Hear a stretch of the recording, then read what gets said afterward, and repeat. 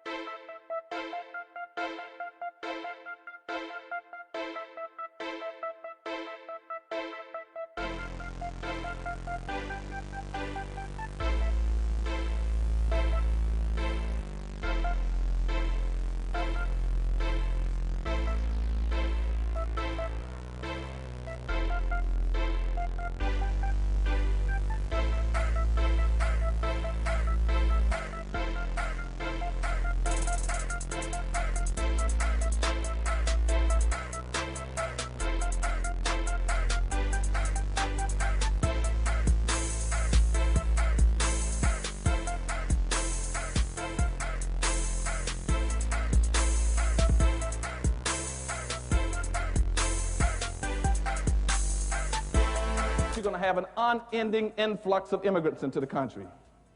And that's what Dr. Price is talking about. And nobody, no black politician, no black organization wants to deal with that issue. They will avoid it at all costs, even though in their hearts they know that's one of the biggest problems for black folk. We anticipate in the next 10 to 12 years approximately 8 to 6 million Hispanics coming into the United States and 41 million Asians. You have been the majority minority for 400 years in this country. You have been the number 2 population for 400 years. You're going to get kicked out of being number 2. You're going to go down and become number 4. Now, common sense, even a third grade education would tell you, if you didn't get anything when you were number 2,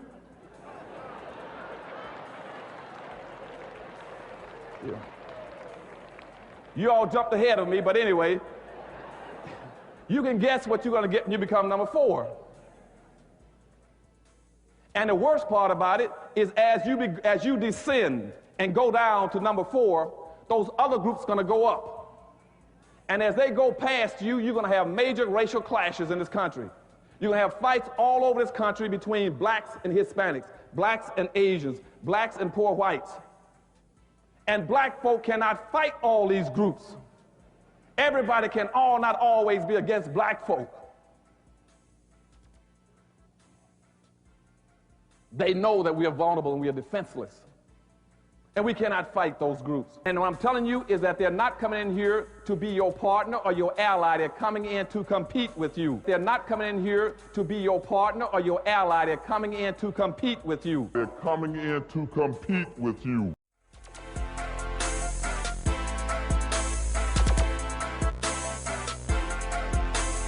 Detroit, Michigan is going to be totally wiped out by immigrants pouring into the society. Since 1970 up to now, we've had 45 million immigrants coming to the United States. They came in over you, and they're displacing you. And in Detroit, Michigan, using that as an example again, the governor there has already set up in movement a system where he wants to go to the President of the United States, Obama, and ask him for a green card system where he can start importing Chinese from China to make Detroit, Michigan the biggest Chinatown in the United States. Even though that city had a 90% black population, they're going to bury blacks in Detroit, Michigan. This is a country that was built by immigrants. This is a country that became a superpower because of its immigrant population. And unless we continue to have immigrants, we cannot maintain as a superpower. And I'll give you a good example of how you can fix some of the problems in America. Take a look at the big old industrial cities, Detroit, for example. We've got a great mayor, Mayor Bing, but the population has left. You got to do something about that. And if I were the federal government, assuming you could wave a magic wand and pull everybody together, you pass a law letting immigrants come in as long as they agree to go to Detroit and live there for 5 or 10 years, start businesses, take jobs, whatever. You would populate Detroit overnight because half the world wants to come here. We forget, we whip ourselves a little bit too much. We still are the world's greatest democracy. We still have hope for, if you want to have a better life for yourself and your kids, this is where you want to come. And you could use something like immigration policy at no cost to the federal government to fix a lot of the problems that we have.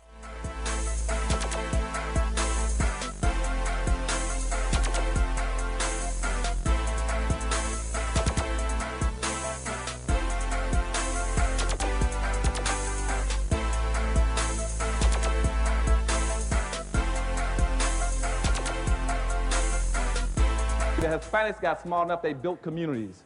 Then they took their language and they built a fence around their communities. They used their culture to protect their communities. Where is your culture in Los Angeles for black folk? Where is your fence? And we're going to talk about that later on. You are vulnerable. I'm Vernon Robinson, Air Force Academy graduate, class 77, former city council member from the city council in Winston-Salem, North Carolina. And Frank, my daddy's 93 and my mom is 90, so if I lose a couple of pounds, I'm going to try to get some of those Social Security checks. You know, policy wonks have discussed this issue in many ways, but I'd like to try to make a personal appeal to black women, because in large part, black women run the politics. In North Carolina, black women are 69% of the black electorate because of incarceration and losing voting rights and a number of issues.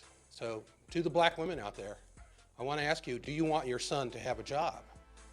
Do you want your son to be able to get a raise and not have depressed wages? Do you think that if your son's starting out in a fast food restaurant, they should have to learn Spanish in order to get a promotion as an assistant manager at that fast food restaurant? The black middle class is still a public sector middle class, but we see in Dallas that as condition of employment for black school teachers, the heart of the black middle class in North Carolina, you have to learn Spanish or lose your job. Amnesty has been opposed by any significant responsible black leader, from Frederick Douglass, Booker T. Washington, W.E. Du Bois, A. Philip Randolph, and even Coretta Scott King, because of the devastating impact it will have on wages, on employment, in a community that doesn't need to be devastated with lower wages or lower employment levels. It is a matter of survival for black women. We ran this experiment to see if you can replace black men with the government. How did that work out?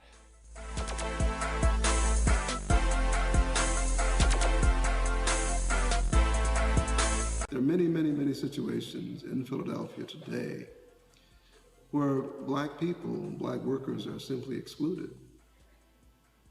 You don't see black people working as plumbers, as carpenters. You don't see them. Why is that?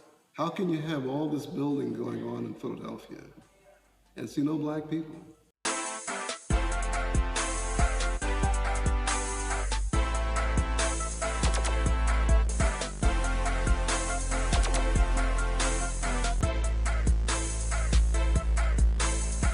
I'm a free agent. The problem that this country's had, until me, is that the presidents and all of the people that are doing this are all taken care of by the insurance companies. Me, I don't care. I'm a free agent. They didn't give me 10 cents, and by the way, they would. I will say this. I am self-funding. I don't know that it's appreciated. Well, I was going to ask you about that, because you've said in the past, in the last couple of days, you don't think you're getting credit for that. Only the last couple of days. I put up a tremendous amount of money. I'm spending a lot of money on the campaign, and I said, I don't think it's appreciated. People have to understand, the reason Obamacare is so bad is because the insurance companies have taken care of the politicians. These politicians are the worst. All talk, no action. I'm self-funding my campaign. I'm putting up my money, other than you said you would keep doing that, but it's not worth it. What do you mean? Well, what I'm saying is, I don't think the voters give me any credit for it. Now, I may be wrong, but I don't think when people, even in this room, and we have great people in this room, when they go to vote, I don't think they're saying, you know, Trump is the only one out of, now it started off 21 if you add both together, right?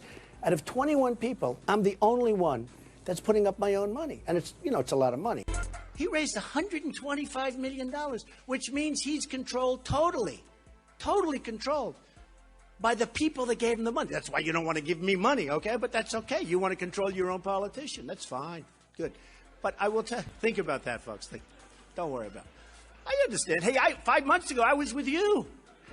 Who was better than me? Can I at least try and pin you down on Jerusalem as the undivided capital of Israel? Yeah, go ahead. No, is that a position you support? You know what I want to do? I want to wait till I meet with Bibi. You know, I'm leaving for Israel in a very short period of time. I know what you're saying. You're not going to be on, you're not going to be, who's the wise guy? Okay. Do me a favor. Just relax, okay? You'll like me very much, believe me, okay? Then you wonder why you get yourself in trouble, all right? You're going to like me very much. It's going to be fine. You're not going to support me, even though you know I'm the best thing that could ever happen to Israel. And I'll be that. I know why you're not going to support me. And, you know, you're not going to support me because I don't want your money.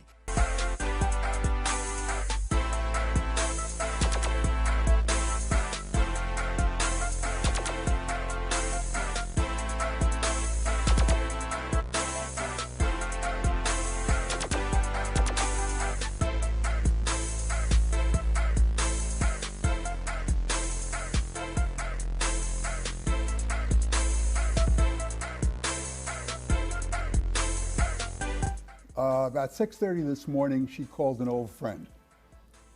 She was crying inconsolably. She couldn't stop crying.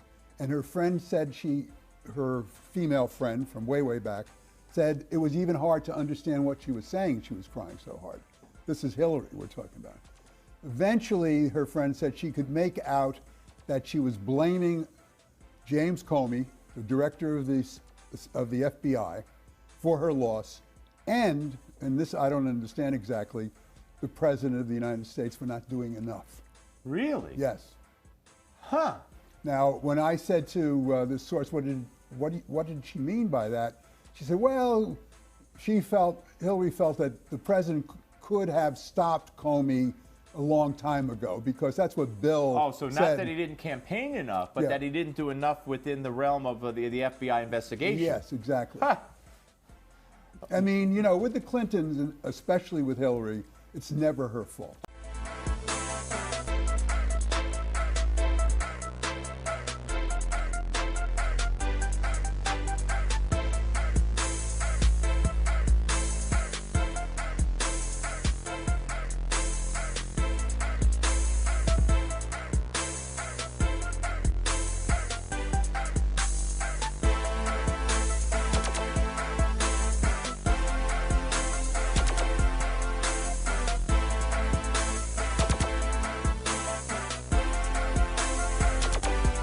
The elected officials refuse to address the problem.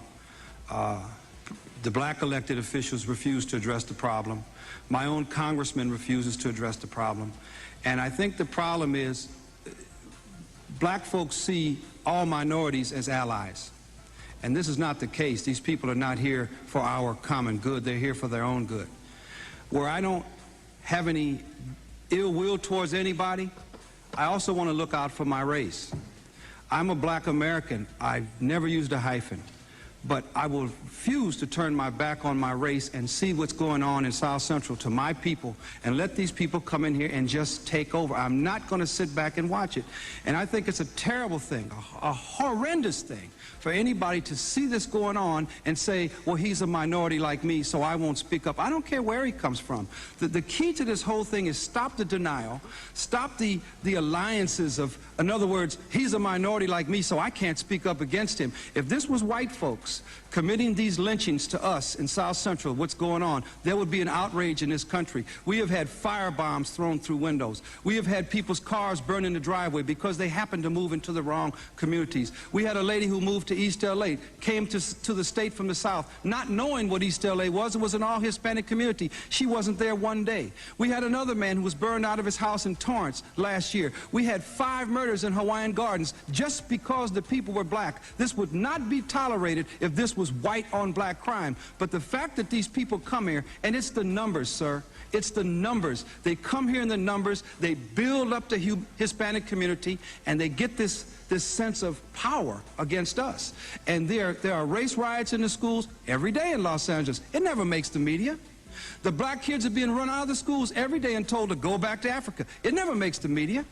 We are having people who are being discriminated against on every avenue of society, economic, schools, even in our prisons now. They have drawn lines, and our prisoners in California are being beat and harassed and raped by Hispanic gang members who recently arrived here because of the numbers. Trump continued his tough talk on illegal immigration in the Golden State this week. And at a rally on Thursday, he brought family members of victims killed by illegal immigrants on stage, including Jamil Shah, whose 17-year-old son was shot and killed by an illegal immigrant.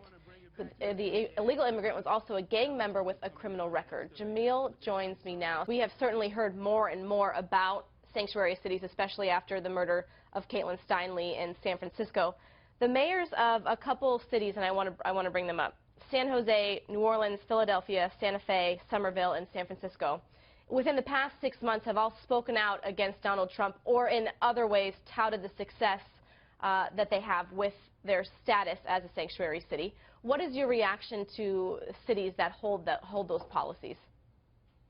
Well, they're hurting black people because black people are being affected first. The first thing they're doing is they're going into the communities and they're finding a place to live and stay and work, and that's our community. We're the first one being affected, and then for black politicians to turn their, to turn a blind eye and act like all black people support that and we're all kumbaya, we're not. Black people are upset because black politicians do not have what we want.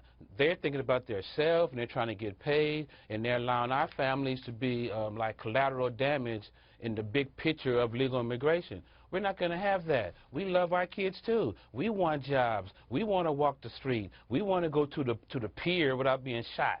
I mean, come on, this is not right for them to do that. It's the same way in L.A. All the black politicians do nothing for black people. Everything is for illegal immigration, for illegal aliens, because they want to stay relevant, so they go to them so they can still get paid, and they neglect black people, and they just want to give us Section 8 and welfare, and they think that's enough money for us. It's not. We want the American dream. We're Americans. Why can't we get the American dream instead of an American nightmare?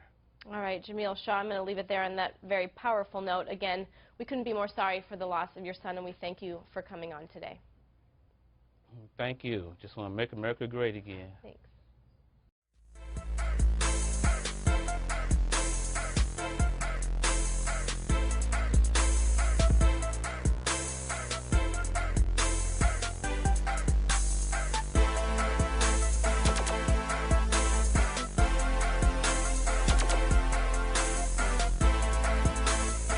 Writing in USA Today on March 3rd, Tavis Smiley said, quote, "If Donald Trump is indeed the Republican nominee, it might be a miscalculation for Democrats to take for granted that black voters are a lock for their nominee," unquote. Mr. Smiley, the author of a brand new book called 50 for Your Future, Lessons from Down the Road. He joins us now.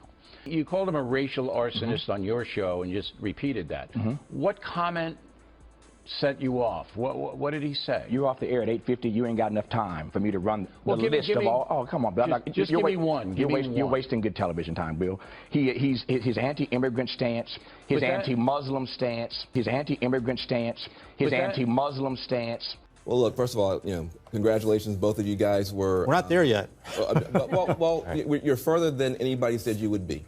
And I have enough class, and I was raised well enough to say when you outdo... Yes, sir. Thank you. When you outdo expectations, good for you. But there's another side to this. I have Muslim friends who are texting me tonight saying, should I leave the country? I have families of immigrants that are terrified tonight.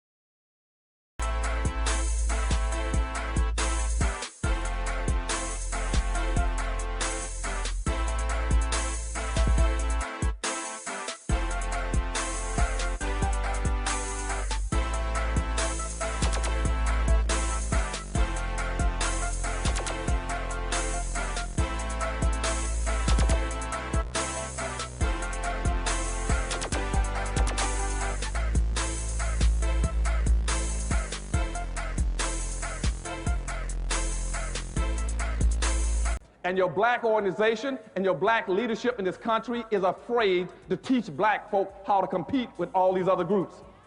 And they're afraid because they keep trying to create allies with them. You cannot ally with anybody who's planning on supplanting you. You see, if you go check the Council of La Raza, you check the Council of Salala, if you check the National Hispanic Defense League, if you check the National Hispanic Party, the first thing that all of them have is to change the issues in this country from white and black to white and Hispanic. They're planning on supplanting you.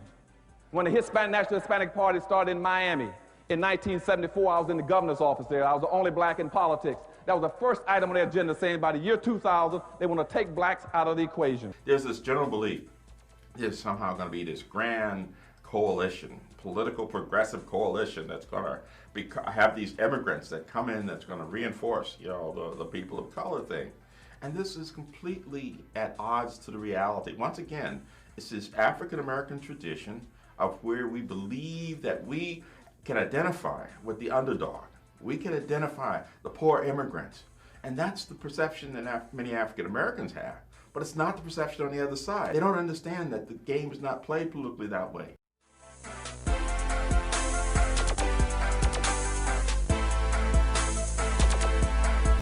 Let their emotional needs for love, their emotional need for acceptance, their emotional need to be embraced by their enemies override their common sense.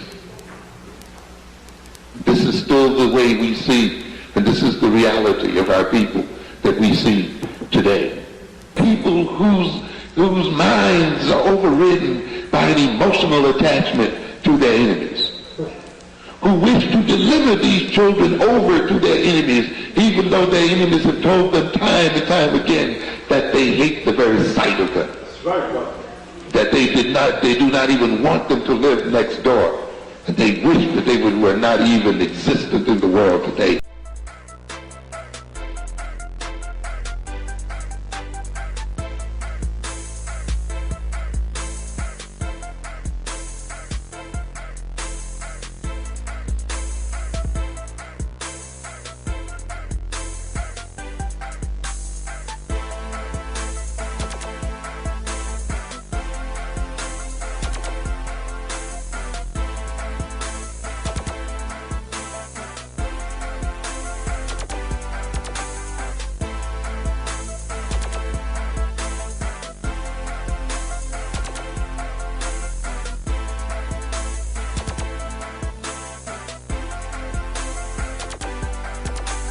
We're going to build the wall. We have no choice. We have no choice.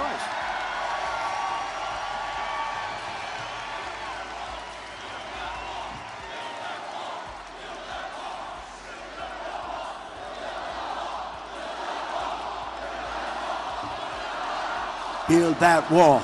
Build that wall. Build that wall. Build that wall. Build that wall.